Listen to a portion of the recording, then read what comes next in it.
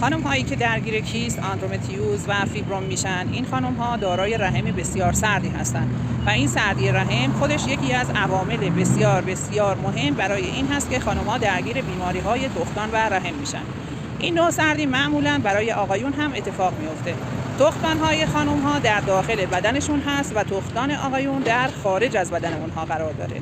چرا خداوند این کار رو انجام داده؟ برای اینکه باید تخمدان خانم ها گرم باشه، رحم اونها گرم باشن تا بتونن برای تولید مثل رحم گرمتری داشته باشن و فرایند تولید مثل به راحتی انجام بشه و همچنین پروسه پریود یا عادت ماهیانه خانم ها تنظیم باشه.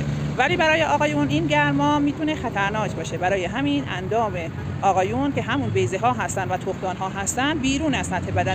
معمولا به این خونهای لخته خون مرده هم گفته میشه که توی رحم جمع میشن.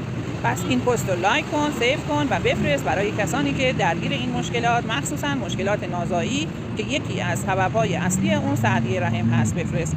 و اگر این مشکل رو داشتن حتما یه مشاوره با من انجام بدن.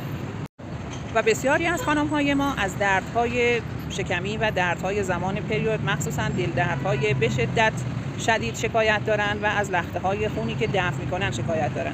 این لخته ها به دلیل سردی رحم هست عزیزان من، به خاطر اینکه این خون گرمه و وقتی به سردی برخورد میکنه این لخته میشه و میبنده و وقتی که این خون بسته بشه مجرای داخل رحم رو احاطه میکنه و از اون خارج نمیشه و باعث ضخیم شدن دیواره رحم میشه. میدونیم که در طول دوران پریود این دیواره رحم باید تراشیده بشه و اون تیکه های اضافی خارج بشن. وقتی این تیکه ها بر اثر سردی از رحم خارج نشن همونجا انباشته میشن و کمک میکنن به ضخیم‌تر شدن دیواره رحم، به تنبلی تخمدان، به رحم های پولیکیستیک و به اندومتریوز و بیماری های شایع دیگه.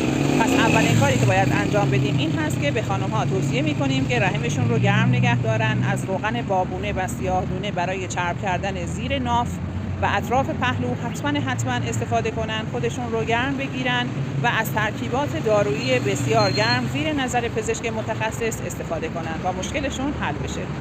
و بسیاری از خانم‌های ما شکایت میکنن از دردهای شدید قاعدگی در دوران پریودشون و دل دردهای شدیدی که بسیار اونها رو عاجز کرده. این دلیلش به خاطر سردی رحم و تخمدان هاشون هست که ما بهشون میگیم اگه دست بذاری زیر نافت روی شکمت آیا دل درد داری، آیا سرد. برای آموزش های بیشتر پیج ما رو لایک کنید، سیو کنید و برای دوستای دیگه‌تون هم بفرستید. ما توی یوتیوب هم کانال زدیم، امیدوارم که اونجا هم شما رو ببینیم.